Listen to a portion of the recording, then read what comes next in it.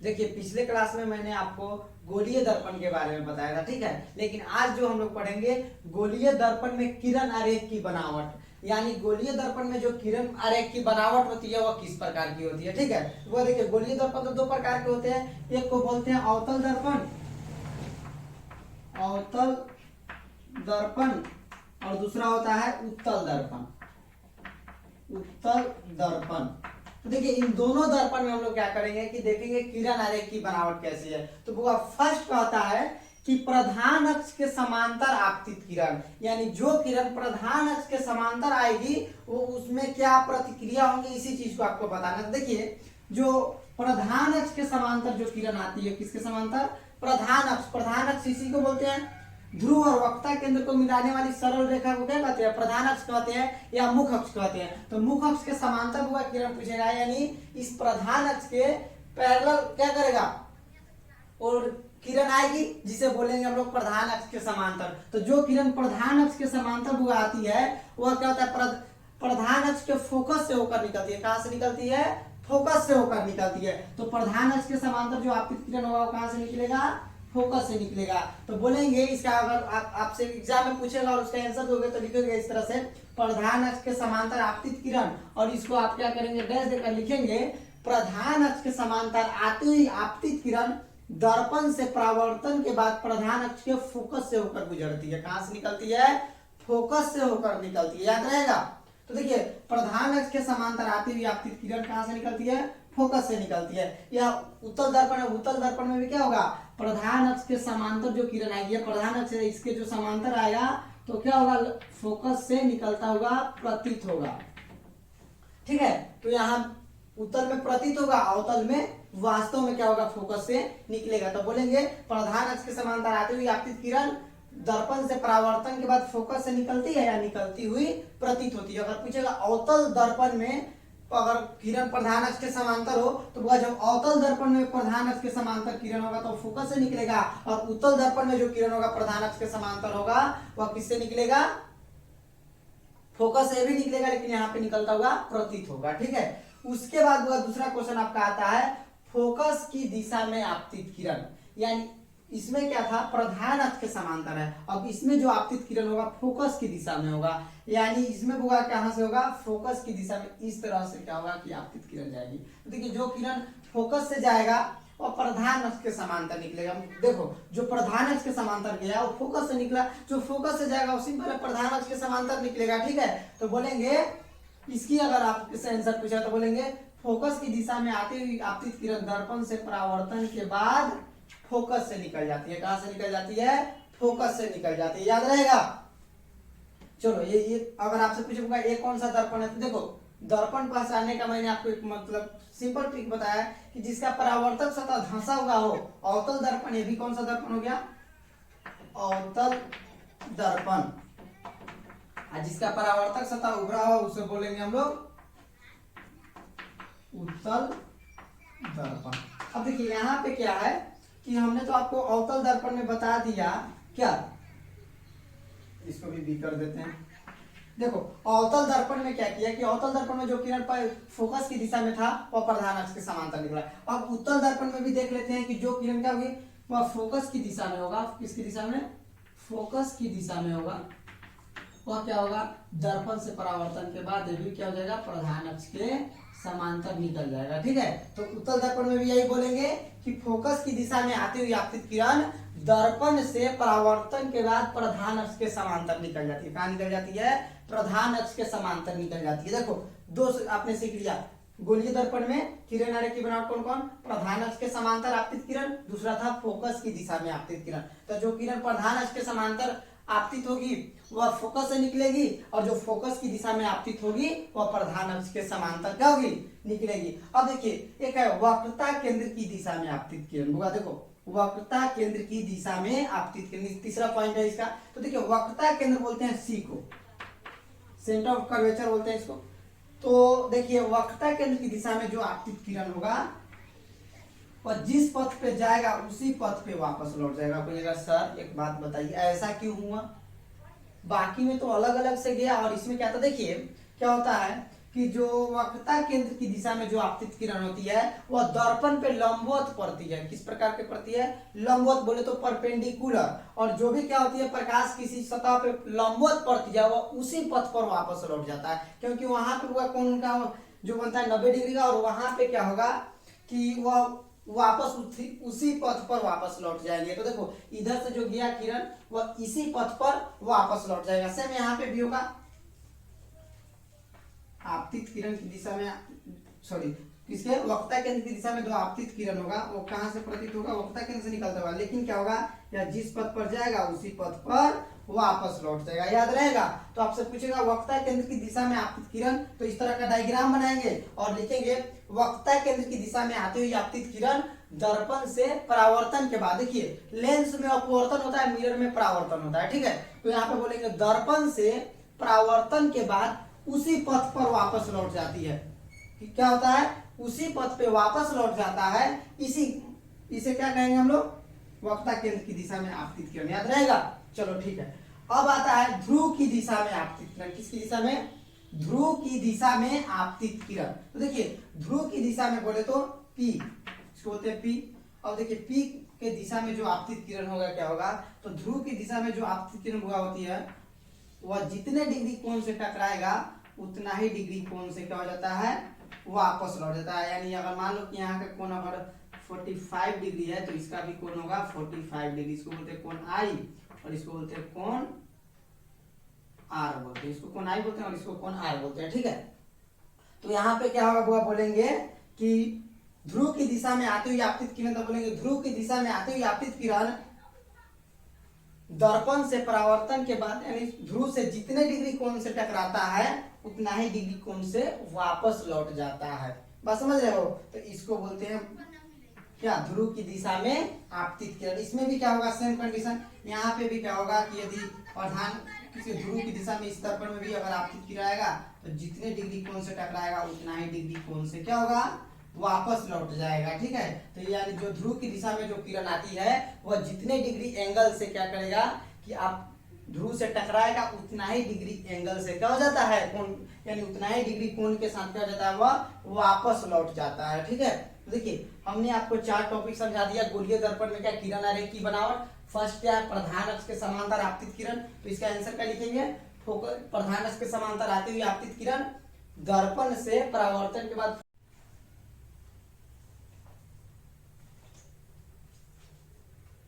देखिए हमने आपको यहाँ पे हुआ 4 टॉपिक समझा दिए। प्रधान अक्ष की समांतर आपतित किरण, फोकस की दिशा में आपतित किरण, वक्रता केंद्र की दिशा में आपतित किरण और ध्रुव की दिशा में आपतित किरण।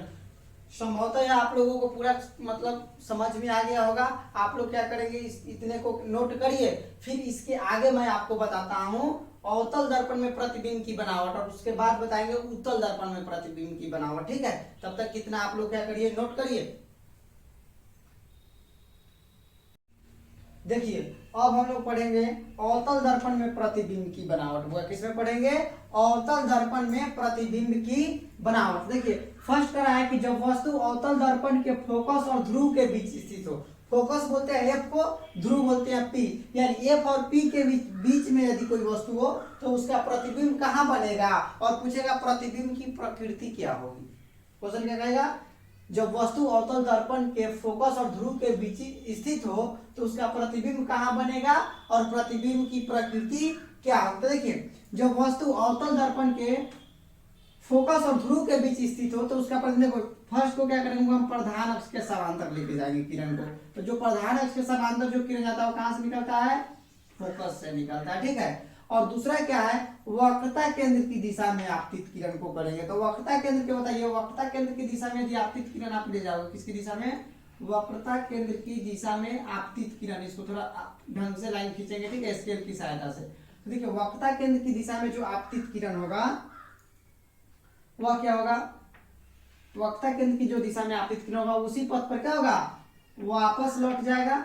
और यहाँ पे अगर इसको डॉट डॉट से आप पीछे मिलाएंगे तो लगेगा कि इसके पीछे जाके कट रहा हो, यानी उसका प्रतिबिंब कहाँ बनता है? वस्तु के पीछे बनता है, ठीक है। तो यहाँ पे पूछेगा आपसे कि जब वस्तु अवतल दर्पण में फोकस और ध्रुव के बीच स्थित हो तो उसका प्रतिबिंब दर्पण के पीछे बनता है और प्रतिबिंब की प्रकृति काल्पनिक। देखो काटता हुआ प्रतीत हो रहा, वास्तव में नहीं ना काट रहा है, तो जब वास्तव में नहीं काटेगा, काटता हुआ प्रतीत होगा तो काल्पनिक प्रतिबिंब होता है। प्रतिबिंब में आपको मैंने बताया, ठीक है। उसके बाद इसका अगर आप आंसर बोलोगे तो क्या बोलोगे कि जब वस्तु, इसको थोड़ा आप सीधा लाइन खींचोगे, ठीक है, स्केल की सहायता से आप इसको सीधा अच्छे से बनाओगे। तो देखिए यहाँ पे क्या हो जाएगा आपका कि जब वस्तु फोकस और ध्रुव के बीच स्थित हो तो उसका प्रतिबिंब दर्पण के पीछे बनता है। प्रतिबिंब की प्रकृति काल्पनिक सीधा और वस्तु से बड़ा होता है। देखिए वस्तु इतना छोटा है, प्रतिबिंब से बड़ा है, तो बोलेंगे वास्तविक सीधा और वस्तु से बड़ा होता है। प्रतिबिंब क्या बनता है, दर्पण के पीछे बनता है, ठीक है। उसके बाद आपको दूसरा बुक आपसे पूछेगा कि जब वस्तु अवतल दर्पण के फोकस पर स्थित हो, कहां पे स्थित हो, फोकस पे स्थित हो। देखिए तो जब वस्तु फोकस पे स्थित होगा तब वहां पे कैसे प्रतिबिंब बनेगा। तो फर्स्ट किरण को प्रधान अक्ष के आप समांतर लाओगे तो प्रधान अक्ष के समांतर आते ही आपकी किरण, अभी तो मैंने बताया था आपको कि वो किससे निकलता है, फोकस से निकल जाता है, तो एक फोकस से होता हुआ चला जाएगा, ठीक है।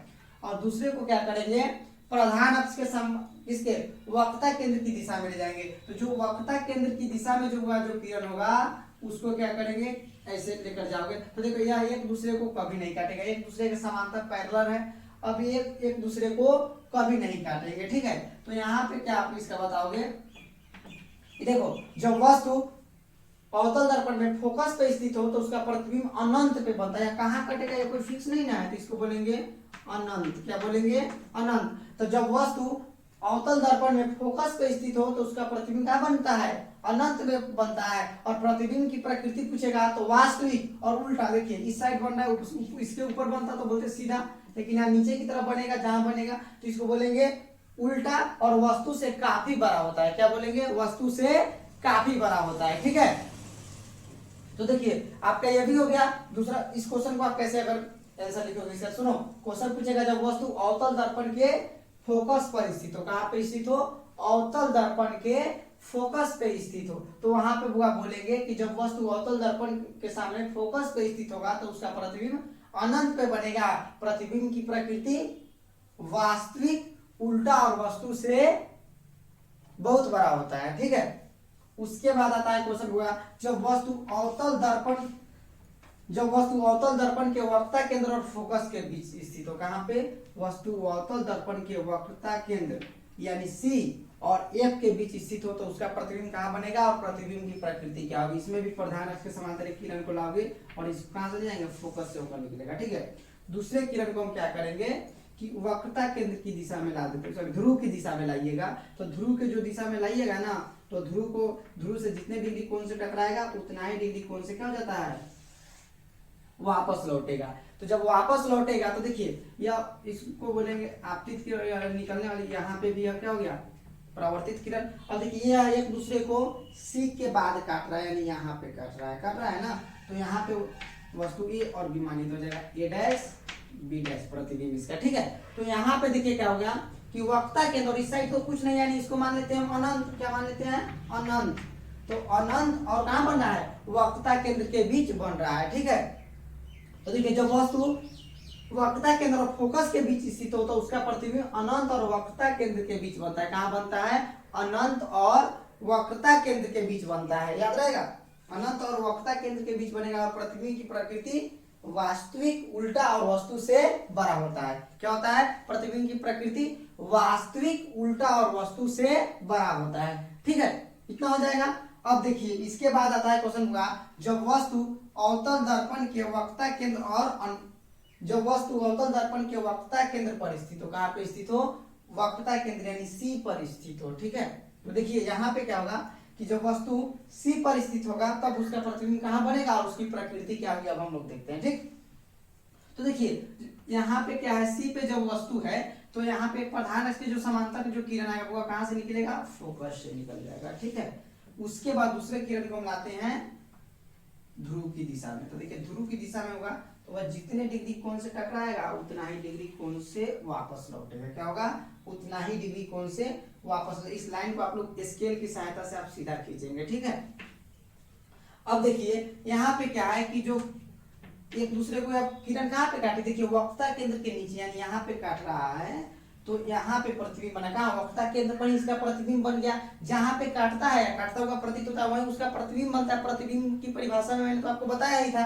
अब देखिए यहाँ पे इसका आंसर क्या बोलोगे कि जब वस्तु अवतल दर्पण के वक्रता केंद्र पर स्थित हो, कहाँ स्थित हो, अवतल दर्पण के वक्रता केंद्र यानी सी पर स्थित हो, कहाँ पे स्थित हो, सी पे स्थित हो, तो उसका प्रतिबिंब वक्रता केंद्र पर ही बनता है। कहाँ बना, वक्रता केंद्र पे। और प्रतिबिंब की प्रकृति पूछेगा तो बोलेंगे वास्तविक,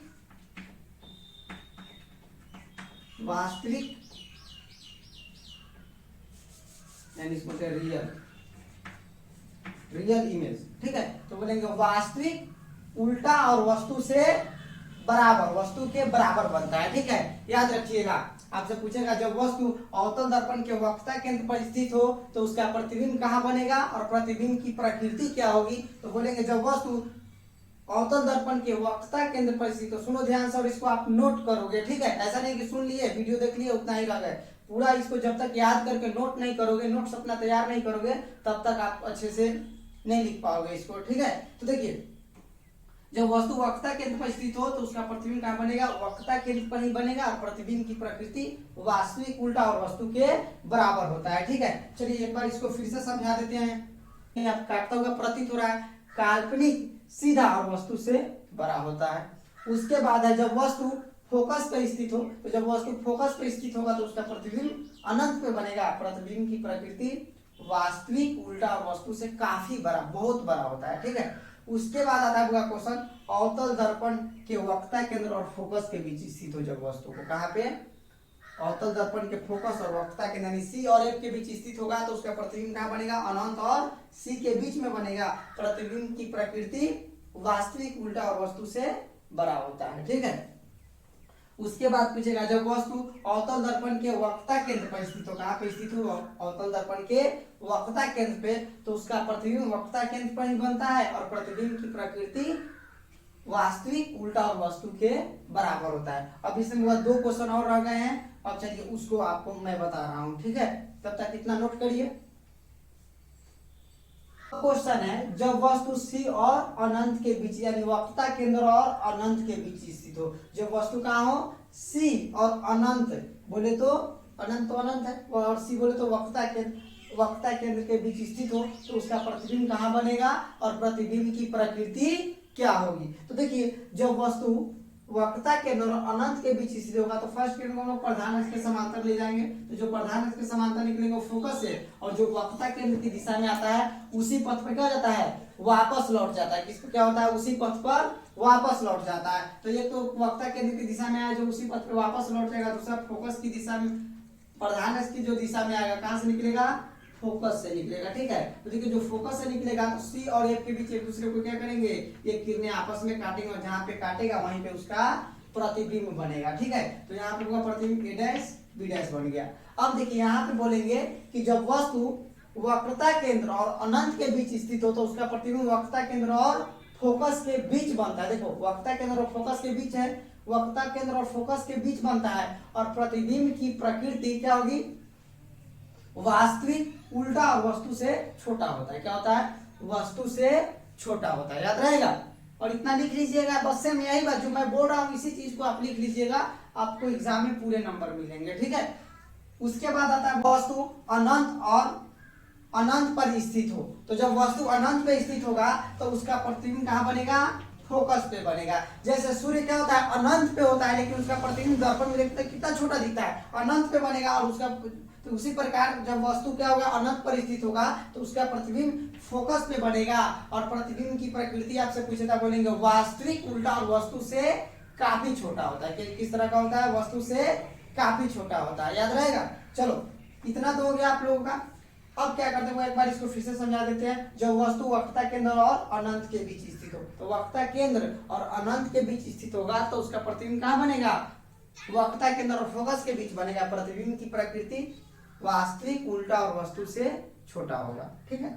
उसके बाद आप जब वस्तु अनंत पर स्थित हो तो बोलेंगे जब वस्तु अनंत पर स्थित हो तो उसका प्रतिबिंब फोकस पे बनता है। और प्रतिबिंब की प्रकृति क्या होती है, प्रतिबिंब की जो प्रकृति होगी वह होगा वास्तविक उल्टा और वस्तु से बहुत छोटा होता है। चलिए आप इतना कर लीजिए, फिर आपको क्या करेंगे, नेक्स्ट वीडियो में हम इससे आगे की क्लास कराऊंगा। ठीक है, तब तक के लिए इतना ही।